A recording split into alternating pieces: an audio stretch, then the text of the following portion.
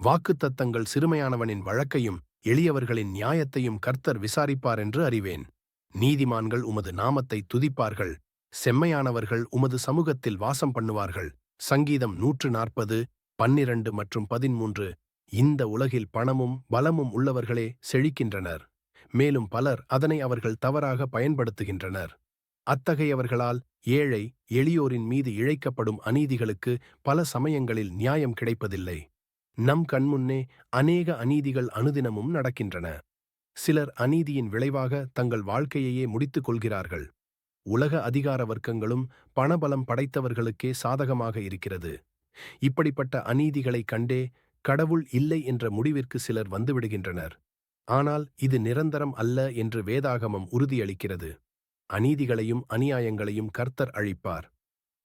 இராஜ்யம் வரும்பொழுது சிறுமையானவர்களின் வழக்கையும் எளியவர்களின் நியாயத்தினையும் நம் தேவன் சரியாக விசாரிப்பார்.